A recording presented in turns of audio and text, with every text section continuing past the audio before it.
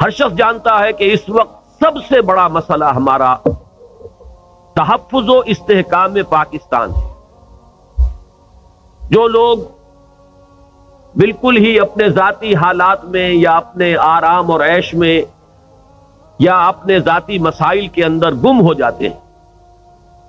ان کو چھوڑ کر جس شخص کے اندر بھی کچھ بھی شعور ہے ملی اور قومی اور ملکی، آپ کو معلوم ہے کہ وہ سخت تشویش سے دوچار ہے۔ بڑے بھیانک خطرات ہیں کہ جو چاروں طرف سے عمدے نظر آ رہے ہیں، اور ایک سب کانشس مائنڈ میں، ایک تحت شعور میں خوف ہے جو بالعموم طاری ہو چکا ہے۔ یہ جو تحفظ و استحکام پاکستان کا مسئلہ ہے، اس سے میری دلچسپی کس حد تک ہے آپ کو معلوم ہے کہ اگرچہ میں کوئی مصنف نہیں ہوں، میری جو بھی دینی خدمت کچھ ہوئی ہے وہ زیادہ سپوکن ورڈ کے ذریعے سے ہوئی ہے، درس قرآن ہے، خطابات ہیں، میں مصنف نہیں ہوں۔ میری تقاریر ہی اکثر و بیشتر ٹیپ سے اتار کر شائع کر دی گئی ہیں، کچھ ہیں میری چیزیں جو براہ راست میں نے تحریر کی ہیں، لیکن بہت کم۔ اس کے باوجود آپ کے علم میں ہے کہ میں نے 2 کتابیں استحکام پاکستان اور استحکام پاکستان اور مسئلہ سندھ کے عنوان سے لکھی۔ اس سے ظاہر ہوتا ہے کہ میرا اس کے ساتھ کتنا گہرا ایک قلبی اور ذہنی ربط ہے اس مسئلے کے ساتھ۔ اور میرے قریبی احباب جانتے ہیں کہ جو کچھ کراچی میں ہوا ہے سن 86 کے اواخر میں، اور اس کے بعد سے اس کے آثار جو ابھی تک مسلسل چلے آ رہے ہیں۔ اب بھی کراچی کا ایک علاقہ وہ ہے کہ جہاں مسلسل رات کا کرفیو جو ہے وہ نافذ ہے۔ یہ حالات جو ہے ان کو دیکھ کر شدید طبیعت نے اثر لیا، اور میری علالت کے بھی اسباب میں سے سب سے بڑا سبب یہی ہے کہ ایک بڑا دھکا لگا اور بڑا صدمہ ہوا کہ ماں درچے خیال ہے، فلک درچے خیال۔ ہم کیا امیدیں لیے بیٹھے اس ملک کے بارے میں، اور حالات کدھر جا رہے ہیں۔ مجھے یاد ہے ایک شعر بڑا پیارا کہا تھا نعیم صدیقی صاحب نے، یہ اس زمانے کی بات میں کر رہا ہوں جبکہ میں طالب علم تھا، جمعیت طلبہ کا کارکن تھا۔ تو ایک شعر ان کا مجھے یاد ہے کہ آندھیوں سنبھل کے چلو اس دیار میں، امید کے چراغ جلائے ہوئے ہیں ہم۔ کن امیدوں سے یہ ملک بنا تھا، کن امنگوں سے، کن ولولوں سے۔ میں بھی ایک نوجوان طالب علم کی حیثیت سے وہ نعرے لگانے میں بہرحال شریک رہا تھا کہ پاکستان کا مطلب کیا، لا الہ الا اللہ، اور لے کے رہیں گے پاکستان، اور مسلم ہے تو مسلم لیگ میں آ۔ ہائی اسکول کے ایک طالب علم کا جتنا شعور ہو سکتا ہے، بہرحال اس شعور کے ساتھ، اگرچہ یہ میں آپ سے عرض کر دوں کہ اس دور میں ایسا محسوس ہوتا ہے کہ ہمارے شعور کی سطح ایک دم بہت بلند ہو گئی تھی۔ یہ کچھ قومی اور ملی حالات ہوتے ہیں جن کے کچھ اثرات مترتب ہوتے ہیں، اس لیے کہ میں اب خود حیران ہوتا ہوں جب مجھے یہ یاد آتا ہے کہ سن 38 میں کل 6 برس کی میری عمر تھی، اور سن 38 میں علامہ اقبال کے انتقال کو اور مصطفیٰ کمال پاشا کے انتقال کو میں نے اپنے ذاتی صدمے کی حیثیت سے محسوس کیا تھا۔ اس وقت فضا میں کچھ ایسی کیفیات تھی کہ جو لوگ صاحب شعور تھے اور اس عمر میں تھے جو شعور کی عمر ہے، ان کا تو معاملہ اور ہے، بچوں کے اندر بھی بڑے احساسات ان کے بیدار تھے، اور ان کے اندر بھی ایک قومی اور ملی شعور جو ہے وہ انگڑائیاں لے رہا ہے۔ علامہ اقبال کی شاعری نے، واقعہ یہ ہے، اور وہ بہت سادہ الفاظ میں بھی جو ان کے ترانے تھے، چین و عرب ہمارا، ہندوستان ہمارا، تو یہ ترانے اس وقت اس فضا کے اندر گونج رہے تھے۔ اس اعتبار سے اس وقت جو حالات تھے وہ میں اب یاد کرتا ہوں تو حیرت ہوتی، لیکن یہ کہ کن امنگوں سے، کن ولولوں سے، کن امیدوں سے یہ ملک حاصل کیا گیا، جو قربانیاں اس کے لیے دی گئی ہیں، اس کے لیے میں اکثر جھجکتا ہوں لفظ قربانی استعمال کرنے کے لیے۔ وہ ایک مجبوری حادثے کے طور پر ہوا جو ہوا، وہ کوئی منظم جیسے کہ کوئی جماعت یا تحریک کسی کام کے لیے قربانی پیش کرتی ہے، وہ اس طرح کی بات نہیں تھی۔ لیکن یہ واقعہ تو اپنی جگہ پر ہے کہ لاکھوں جانیں گئی ہیں، ہزاروں کی تعداد میں عصمتیں لوٹی ہیں، کتنی ہی مسلمان خواتین ہیں کہ جو سکھوں اور ہندوؤں کے قبضے میں رہیں اور پھر وہیں رہ گئی۔ یہ تمام حوادث جو ہے پیش آئے اس ملک کے لیے، تو یہ قیمت بہرحال ہمیں دینی پڑی، چاہے ہم نے کسی اپنے پلاننگ کے تحت، کسی منظم سکیم کے تحت یہ قربانی دی، یا یہ کہ مجبوراً وہ قربانی ہم سے لے لی گئی۔ لیکن یہ کہ اس میں کوئی فرق واقع نہیں ہوتا کہ یہ اتنی بڑی قربانیاں دے کر یہ ملک بنا ہے۔ اگر تقسیم ہند کا معاملہ نہ ہوتا تو اس طرح کے جو بھی قتل عام اس وقت ہوئے وہ نہ ہوتے. ہندو کے لیے یہ بہت بڑے صدمے کی بات ہے، اور اس کے لیے تو گویا کہ یہ ایک ان کی مقدس گو ماتا کو ذبح کر دینے کے مترادف تھا کہ مہاتما گاندھی تک نے چند مہینے پہلے یہ کہا تھا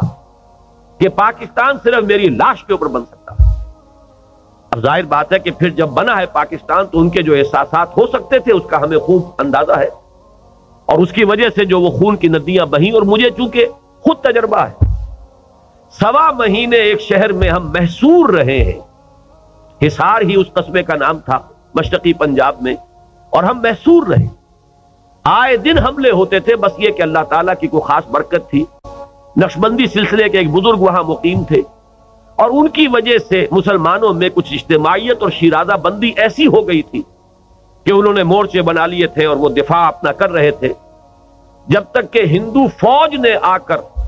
مورچے نہیں توڑے ہیں اس وقت تک وہاں سے ہم نہیں نکلے. 1.25 مہینے مقابلہ کیا ہے، اس میں نہ معلوم کتنے لوگ ہیں کہ جو شہید بھی ہوئے.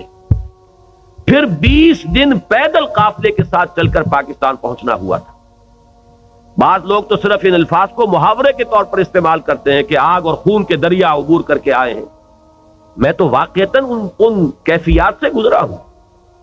حصار سے سلیمان کی ہیڈ ورکس تک 170 میل کا فاصلہ 20 دن میں طے کر کے ہم آئے ہیں، اور جو کچھ وہاں ہم پر بیتا ہے، جن لوگوں کو یہاں آرام سے بیٹھے ہوئے آزادی مل گئی ہے، ان کو اس کا سرے سے کوئی شعور ہی نہیں ہو سکتا. لیکن یہ کہ اس سب کو پس منظر میں رکھیے، اب جو ہو رہا ہے، ملک 2 لخت ہوا، اس پر بھی ہم جاگے نہیں، بالکل ہوش میں نہیں. میں کسی اور کے بارے میں نہیں کہہ رہا، آپ میں سے ہر شخص اپنے گریبان میں جھانکے کہ سن 71 کے حادثے کے بعد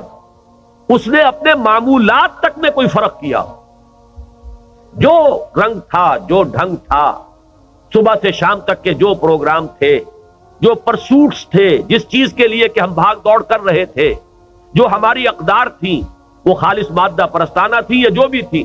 لیکن یہ واقعہ ہے کہ سرے منہ فرق نہیں. اتنا بڑا حادثہ، اتنی بڑی شکست، فال آف ڈھاکہ جس پر لوگ دھاڑے مار مار کر روئے حرمین شریفین کے اندر، اتنا بڑا حادثہ، اتنی بڑی شکست کا کلنک کا ٹیکا. 1 لاکھ کے لگ بھگ ہمارے کڑیل جوان ہندو کی قید میں گئے، بھیڑوں بکریوں کی طرح ٹرکوں کے اندر سوار کر کے. کہاں مدھیہ پردیش ہے اور کہاں وہ جو بنگلہ دیش اب بن گیا ہے مشرقی پاکستان، ذرا فاصلے کا اندازہ کیجئے. ٹرکوں کے اندر ہمارے یہ پی او ڈبلیوز جو ہے لے جائے گئے. کس طریقے سے لے جائے گئے وہ کہیں میں نے تو وہ منظر نہیں دیکھا، سنا ہے کہ ٹی وی پر وہ منظر بھی یہاں دکھائے گئے، لیکن کوئی ہم نے سبق نہیں دیا. اس کے بعد اب جو حالات ہیں، عصبیتوں کا جو ایک طوفان ہے، لاوا ہے کہ جو پھوٹ پڑنے کے لیے تیار ہے، بلکہ گاہے گاہے پھٹ پڑتا ہے. جس صورتحال سے اس وقت ہم 2-4 ہیں، میں نے ابھی حال ہی میں کوئی مہینہ 1.25 مہینہ ہوا ہے لاہور میں، جہاں میں جمعے کا خطاب کرتا ہوں مسجد دارالسلام میں، مفصل تقریر کی اس پر. تازہ میثاق شاید اس کے کچھ نسخے ابھی ہوں باہر کے سٹال پر، اس میں وہ پوری تقریر، حالانکہ اس سے پہلے ایسا نہیں ہم کرتے تھے، لمبی تقریریں جو ہیں وہ کئی قسطوں میں شائع ہوتی تھی، پوری تقریر ایک پرچے میں شائع کی، جس میں میں خاکم بدہن آپ کو بتا رہا ہوں کہ قرآن مجید میں 1 سے زائد مقام پر یہ الفاظ آئے ہیں مشرکین مکہ کو خطاب کر کے کہ تم دیکھ نہیں رہے، اولم یروا انا ناتی الارض ننقصها من اطرافها، تم جو یہاں مسلمانوں کو ستا رہے ہو اور تم سمجھ بیٹھے ہو کہ مسلمان دبے ہوئے ہیں اور محمد الرسول اللہ صلی اللہ علیہ وسلم اور ان کے ساتھی رضوان اللہ تعالی علیہ مجمعین کمزور ہیں، ہم نے انہیں دبایا ہوا ہے. ذرا باہر کی طرف بھی دیکھو کس طریقے سے ہم تمہارے گرد گھیرا تنگ کرتے ہوئے چلے آ رہے ہیں. یعنی حضور صلی اللہ علیہ وسلم کی دعوت جو مکے کے اطراف و جوانب میں جو قبائل تھے ان میں پھیل رہی تھی، اس کا نتیجہ کیا نکلنے والا تھا کہ اگرچہ اندرون مکہ حضور صلی اللہ علیہ وسلم کی طاقت ابھی ظاہر نہیں ہو رہی، لیکن یہ کہ اس دعوت کے اثرات جو ہے ماحول میں اور اس کے نتیجے میں اب گھیرا تنگ ہو رہا ہے. اے قریش، اے مشرکین مکہ، اے سرداران قریش، ہوش میں آؤ، دیکھو. اولم یروا انا ناتی الارض ننقصها من اطرافها، ہم تو تمہارے گرد گھیرا تنگ کرتے آ رہے ہیں. میں نے ان آیات کے حوالے سے عرض کیا تھا کہ ذرا باہر اگر ہم نظر دوڑائیں تو نظر آتا ہے کہ گھیرا تنگ سے تنگ تر ہوتا چلا جا رہا ہے. مشرق کو دیکھیے، مغرب کو دیکھیے، شمال مغرب کی طرف دیکھیں تو رشیا اب آپ کے دروازے پر نہیں ہے، آپ کے ملک کے اندر ہے، اس لیے کہ سب کو معلوم ہے، یہ کوئی راز کی بات نہیں ہے کہ ٹرائبل بیلٹ میں جتنی انفلٹریشن ہو چکی ہے، جتنا پیسہ تقسیم کیا جا چکا ہے، جتنا اسلحہ تقسیم کیا جا چکا ہے، ہیلی کاپٹرز آ رہے ہیں لدے ہوئے اور وہاں وہ اسلحہ تقسیم کر کے جا رہے ہیں، تو یہ سب ایکسرسائز ان فیوٹیلٹی تو نہیں، کوئی نقشے ہیں، تیری بربادیوں کے مشورے ہیں آسمانوں میں۔ پھر یہ کہ اس کی پالیسی، جس کو انگریزی میں کہتے ہیں کیرٹ اینڈ سٹک، ایک طرف یہ ہے دھمکی ہے، اندر جو کچھ ہو رہی ہے تخریب کاری وہ ہے، ہماری جو بھی قوت ارادی ہے اس کو مزمحل کر کے گھٹنے ٹکوانے کا اہتمام جتنا بھی وہ کر سکتے ہیں کر رہے ہیں۔ اور ابھی آپ نے سنا ہوگا بہت بڑی امداد کی وہ کیرٹ جو ہے، وہ گاجر جو ہے وہ بھی پیش کی گئی کہ چاہے خوف سے، دباؤ سے اور چاہے لالچ سے، آؤ کسی طریقے سے ہمارے سامنے سجدہ کرو، سر بسجود ہو جاؤ۔ ایک طرف وہ معاملہ ہے، جنوب مغرب کا معاملہ اس سے بھی زیادہ اس وقت پیچیدہ ہو چکا ہے۔ امریکہ بہرحال ہم چاہے اس کو کہیں یا نہ کہیں، ہم اس کے مستقل الائی ہیں، وہ ہمارا سرپرست ہے، ہم نے اسی طریقے سے اس کو قبول کیا ہے، اگرچہ یہ الفاظ مناسب نہیں ہیں، لیکن یہ کہ بہرحال جو حقیقت ہے وہ حقیقت ہے۔ اس وقت وہ پورا دباؤ ڈال رہا ہے کہ خلیج کی آتش فشاں میں وہ ہمیں بھی داخل کرے، اور دوسری طرف اس کی روایتی بات جو سن 65 میں اس نے کیا اسی کے مطابق، اور میں اس معاملے میں اسے دوش بھی نہیں دیتا، اس لیے کہ ان کی ہمیشہ سے ڈکلیئرڈ پالیسی یہ ہے کہ ہم پاکستان کو جو بھی کوئی فوجی مدد یا جو بھی ہمارے تعاون کا معاملہ ہے وہ صرف مغربی سرحد کے ضمن میں دے رہے ہیں، اگر بھارت سے کوئی جنگ ہوئی تو ہم قطعاً کوئی مدد نہیں کریں۔ آپ کو یاد ہوگا سن 65 میں کس قدر گہرے ہمارے مراسم تھے، اور عین وقت پر سپیئر پارٹس کی ترسیل روک دی گئی تھی، گویا کہ مفلوج کر دینا کسی فوج کو، اس میں کوئی باک محسوس نہیں کیا تھا امریکہ نے۔ اور اب تو نظر آ رہا ہے وہ انڈیا کو اس علاقے کی منی سپر پاور کی حیثیت سے تسلیم کر چکا ہے، اور کوئی ڈھکی چھپی بات نہیں، ان کے سفیر بربلا کہتے ہیں کہ اس علاقے کی بہرحال ایک بہت بڑی سپر پاور انڈیا ہے۔ اندرا گاندھی کی موت کے بعد سے جو ایک پرو بھارت ٹلٹ آئی ہے امریکہ کی پالیسی میں، اس کا جو ابھی حال ہی میں منظر ہے وہ سامنے آیا ہے۔ راجیو گاندھی کا دورہ ان کے نقطۂ نگاہ سے کتنا کامیاب رہا، کتنی ہائی ٹیکنالوجی وہ لے کر واپس آ رہا ہے، کتنی فوجی امداد جو ہے وہ لے کر آ رہا ہے۔ پھر جو کچھ سری لنکا میں ہوا ہے کہ امریکہ نے ایک انگلی تک نہیں اٹھائی ہے کہ یہ کیا ہو رہا ہے، براہ راست جو ہے وہاں مداخلت ہو رہی ہے، فوج اتار دی گئی ہے، اندرونی معاملہ ہے، لیکن یہ کہ ایک بیرونی فوج وہاں آئی، یہ سارا کچھ جو ہے وہ آثار ہیں جو بتا رہے ہیں کہ اگر خدا نہ خواستہ کوئی ایسا ہی قدم بھارت نے اٹھایا تو امریکہ کی طرف سے قطعاً کوئی امید نہیں، بلکہ یہ کہ میں پھر دوہرا رہا ہوں اپنے الفاظ کہ اگر امریکہ کا وہ طرز عمل ہو تو ہمیں اس کو دوش بھی نہیں دے سکتے، اس لیے کہ اس نے بات پہلے ہی سے کھول کر بیان کر دی کہ بھارت کے ساتھ مسئلے میں کبھی کوئی مدد نہیں ملے۔ اب آئیے مشرق کی طرف، شمال مشرق میں سیاچین، جو ویسے تو واقعہ یہ ہے کہ صدر صاحب نے فرمایا غلط نہیں فرمایا، وہاں گھاس بھی نہیں اگتی، لیکن ڈیفنس پوائنٹ آف ویو سے انتہائی اہم علاقہ، ہماری غفلت کی وجہ سے ہماری فوج انورڈ لوکنگ ہوئی ہو، وہ یہاں کے اندرونی نظم و نسق کو اور سول حکومت کو سنبھالنے میں لگی رہی، اور وہاں ہماری غفلت سے فائدہ اٹھا کر ہندوستان نے جو ہے پیش قدمی کی اور ان مقامات پر جا کر قبضہ کر دیا ہے کہ جہاں سے اب وہ شاہراہ ریشم جو ہماری ایک یوں سمجھیے کہ چین کے ساتھ ہماری جو ایک پرووربیل قسم کی دوستی چل رہی ہے، ضرب المثل، اس کے لیے ہمارے لیے اگر کسی تعاون کا کوئی راستہ کسی ایمرجنسی کے موقع پر ہے تو وہ وہی ہے، لیکن یہ کہ اس کو کاٹنے کی کوشش ادھر سے واخان کی طرف سے رشیا نے، وہاں اس نے میزائل نصب کیے ہیں، وہاں پر اس نے اپنے اڈے بنائے ہیں، اور جیسے ہی داخل ہوا تھا وہ افغانستان میں اس نے واخان کی پٹی جو ہے وہ حاصل کر لی تھی، اب وہ تو افغانستان کا حصہ ہی نہیں، وہ تو رشیا کی ٹیریٹری ہے، اور اس طریقے سے پاکستان براہ راست اب رشین ٹیریٹری کے ساتھ اب ملحق ہو گیا ہے وہاں۔ ادھر سے یہ سیاچین کا معاملہ، ہمارے کتنے نوجوان وہاں جانے دے رہے ہیں، وہ 200 ہوں یا 160 ہوں یا 130 ہوں، اتنی اونچے مقام پر جا کر انہیں جنگ کرنی پڑ رہی ہے، اتنے نامساعد حالات میں، ایک ایک جان کتنی قیمتی ہے، کتنی ٹریننگ میں سے وہ گزرے ہوں گے، لیکن بہرحال اس سب کے باوجود چونکہ انہیں وہاں پر ایک بالادستی حاصل ہو گئی ہے، وہ اونچے مقامات پر ہے، اور پہاڑی علاقوں کے اندر ظاہر بات ہے کہ جو اونچے مقام پر بیٹھا ہوا ہو نیچے کے سے ان کو ڈسلوج کرنا آسان نہیں ہوتا. تو اگرچہ قربانیاں اس وقت دی جا رہی ہیں، لیکن بظاہر جو بھی مجھے صحیح صورتحال تو ظاہر بات ہے کہ ارباب حکومت ہی کے علم میں ہوگی، لیکن جو بھی کچھ چھن چھن کر اخبارات سے آتا ہے وہ یہ ہے کہ بظاہر ہمیں کامیابی نہیں ہو رہی. جنوب میں کون نہیں جانتا کہ بھارت نے کتنی کچھ فوج جمع کی ہے، راجستھان کی سرحد پر کتنے نئے اڈے بنائے ہیں، اربوں روپے سے اس نے ایکسرسائز کی تھی اور اب پھر ان کی ایکسرسائز ہو رہی. 12 اسپیشل ٹرینز ڈیلی کے حساب سے اسلحہ ڈھویا جا رہا ہے سرحد کی طرف. یہ سارے حالات ہیں. تو مشرق ہو یا مغرب ہو، چاروں طرف سے معلوم ہوتا ہے کہ آندیاں ہیں، طوفان ہے. لیکن میں اصل میں اس سے بھی زیادہ اہم جس چیز کو سمجھتا ہوں وہ یہ ہے کہ اصل شے اندر کا معاملہ ہے. بیرونی دشمن کبھی گزن نہیں پہنچا سکتا جب تک کہ اندر خوف موجود نہ ہو، اندر انتشار نہ ہو، اندر افراتفری نہ ہو، اندر بے اطمینانی اور بے چینی نہ ہو، اندر تصادم نہ ہو. بیرونی دشمن اگر کبھی حوصلہ کرتا ہے تو اسی وقت کرتا ہے جبکہ اندر کے حالات خراب، اور اندر کا حال جو ہے وہ آپ کے سامنے ہے. آپ سے زیادہ کون اس سے واقف ہوگا؟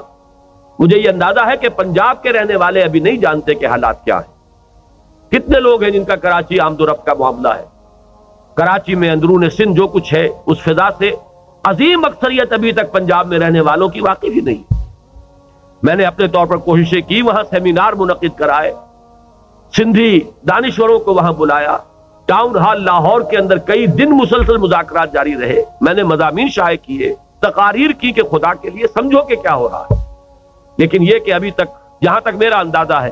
پنجاب میں تو اس ضرورت ہی کا اور اس کا جو سنگینی ہے اس صورتحال کی اسی کا اندازہ نہیں. اچھے پڑھے لکھے لوگوں کو اندازہ نہیں، لیکن آپ کو تو اندازہ ہے کہ یہاں کیا ہو رہا ہے. یہ ہے ہمارا اصل مسئلہ، یہ انتشار، یہ عصبیتیں، یہ لسانی، نسلی، پھر یہ کہ جو مختلف پاور بیسز بنے ہوئے ہیں،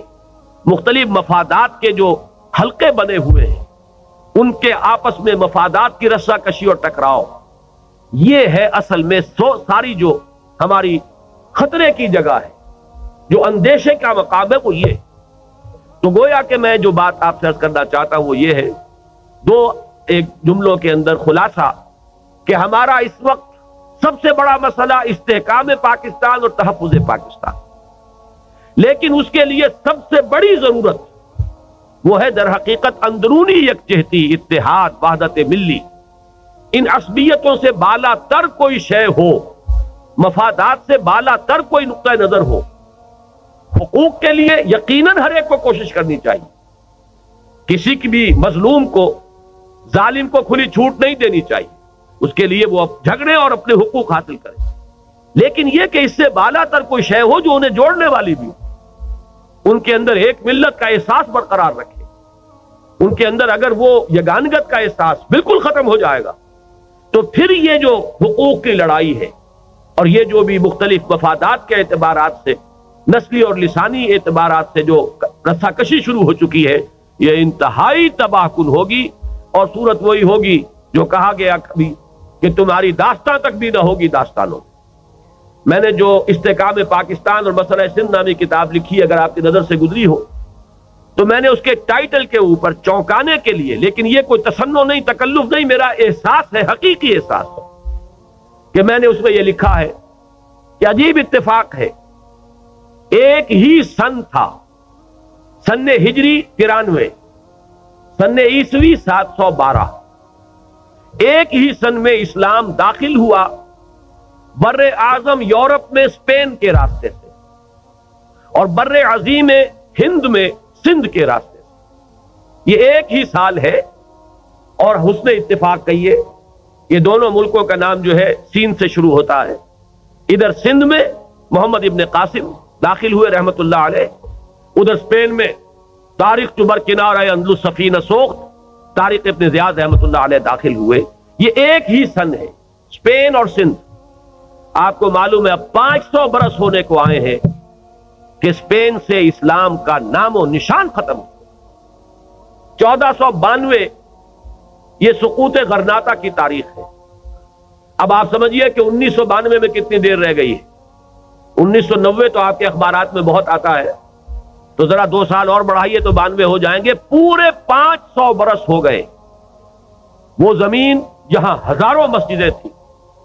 جہاں کے اذانوں کی آواز گونجتی تھی، مسلمانوں کے تہذیب و تمدن کا عظیم ترین گہوارہ،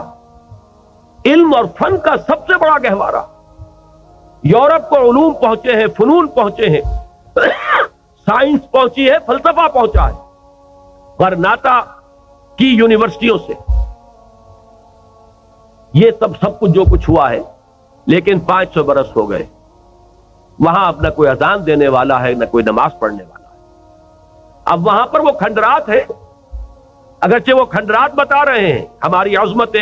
پارینہ کی داستان سنا رہے ہیں، کھنڈر بتا رہے ہیں عمارت عظیم تھی، لیکن ہے تو کھنڈر. قرآن مجید میں بعض ان قوموں کا کہ جن کا اللہ تعالیٰ نے خاتمہ کیا عذاب استیصال کے ذریعے سے، ان کا ذکر ہوتا ہے ان الفاظ میں کہ لا یرا الا مساکنہم. اب ان کے مسکن نظر آتے ہیں، ان میں رہنے والوں کا کوئی نام و نشان نہیں رہا. محل ہے، ان محلوں میں بسنے والوں کا کوئی نام لیوا تک نہیں رہا. تو میں نے لکھا تھا اگر خدا نہ خواستہ جو کچھ حالات سندھ کے اندر پروان چڑھ رہے ہیں، ان کی وجہ سے اگر پاکستان کی سالمیت اور یکجہتی کو کوئی نقصان پہنچا تو یہ معاملہ صرف بر صغیر، صرف پاکستان کا نہیں ہوگا، بلکہ پورے بر عظیم ہند و پاک میں ہو سکتا ہے. خاکم بدہن معاذ اللہ ثم معاذ اللہ، لیکن ہو سکتا ہے کہ بالکل اسپین کی تاریخ دہرا دی جائے. اس لیے کہ coming events cast their shadows before. ابھی جو کچھ ہوا ہے چند ماہ پیشتر، آپ کو یاد ہوگا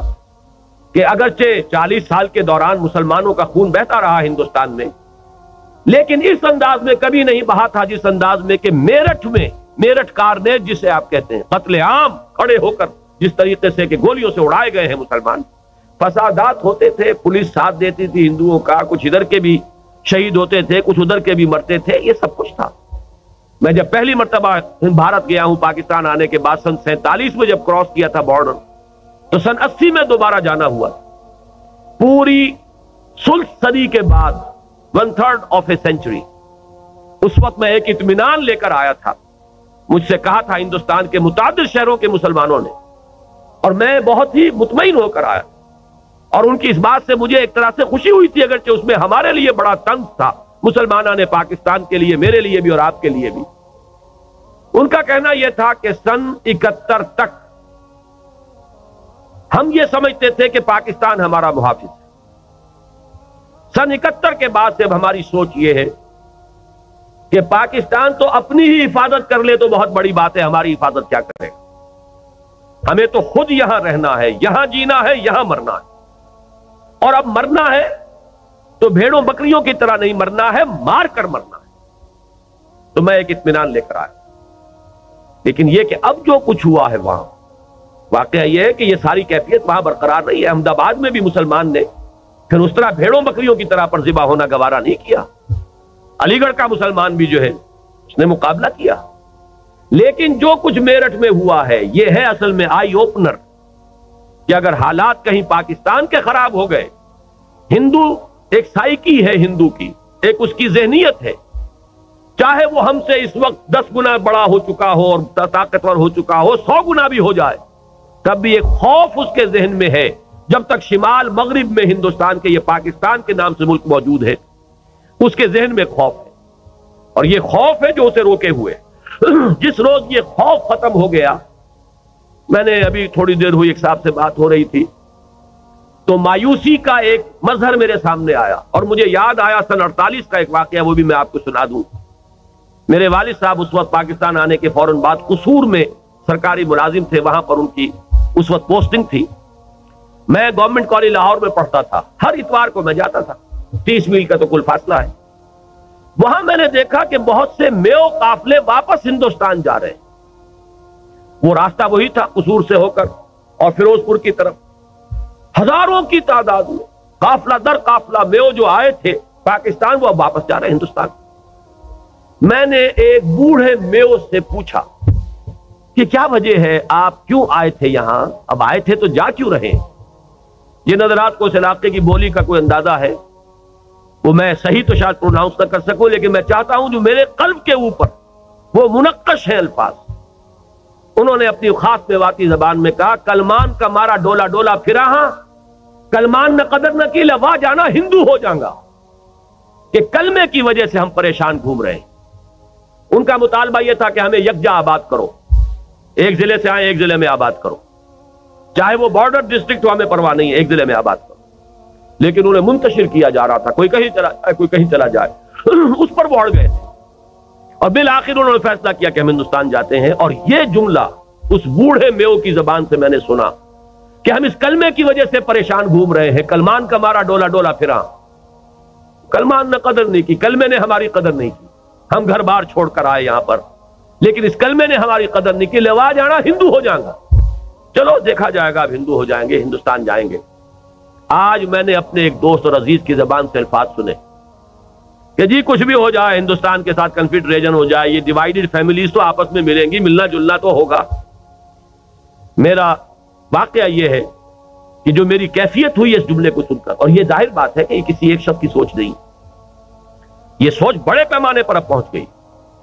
جن کے بھی ذہن سے اوجل ہو گیا ہے یہ پاکستان بنا کیوں تھا, یا مایوسی طاری ہو گئی ہے کہ کچھ نہیں ہو سکتا, اب اس کے بعد اس کا ایک فطری رد عمل جو ہے وہ یہ ہو رہا ہے.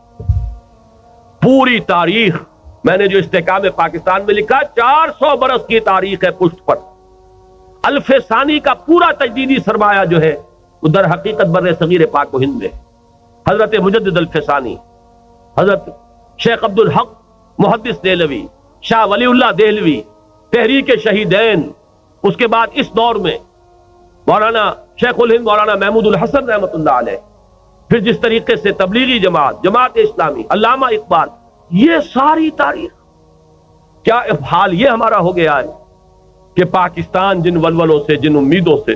جن آرزوؤں سے, جن امنگوں سے بنایا گیا تھا, آج ہمارے اچھے بھلے لوگوں کے ذہنوں پر اس درجے یاس اور نا امیدی کا رنگ طاری ہو چکا ہے کہ یہ جملہ بھی ایک اچھے بھلے سمجھدار انسان کے ذہن سے, دینی مزاج رکھنے والے انسان کے ذہن سے یہ جملہ بھی برآمد ہوا ہے. تو واقعہ یہ ہے کہ اس وقت ہم میں سے ہر شخص کے لیے یہ وہ جو اقبال کا ایک مصرع ہے کہ یہ گھڑی محشر کی ہے تو عرصہ محشر میں ہے, پیش کر غافل عمل کوئی اگر دفتر میں ہے. ہمیں اپنی اس یاس اور نومیدی کی وجہ سے اپنے اعصاب کو شل نہیں ہونے دینا چاہیے. کچھ کرنے کے لیے, اپنے فرض کی ادائیگی کے لیے کمر بستہ رہنا چاہیے. یہ ضرور ہے کہ سوچتے رہنا چاہیے کہ ہمارے طریقہ کار میں کہیں خامی تو نہیں. ہم نے جتنی بھی دینی جماعتیں ہیں, دینی تحریکیں ہیں, کسی کے خلوص پر شک نہیں, لیکن ہر ایک کو اپنی جگہ پر سوچنا چاہیے کہ کہیں ہمارے طریقہ کار میں غلطی ہو سکتی ہے, کہیں ہو سکتا ہے کہ روم فار امپروومنٹ ہو, کہیں بہتری کا معاملہ ہو سکتا ہو. یہ سوچا جائے, اس میں کہیں متحجر نہ ہو جایا جائے, فاسلائز نہ ہو جائے کہ بس جو طریقہ کار کبھی ہم نے سمجھا تھا اور شروع کر لیا تھا اب اس سے ایک انچ ادھر ادھر نہیں ہو سکتے. یہ ہے چیز کہ جو در حقیقت بیڑیاں بن کر پاؤں کے اندر پڑ جاتی. سوچیں, غور کریں, لیکن یاس اور نومیدی کو قریب نہ آنے دیں. نہ ہو نومید, نومیدی زوال علم و عرفاں ہے, امید مرد مومن ہے خدا کے رازدانوں میں.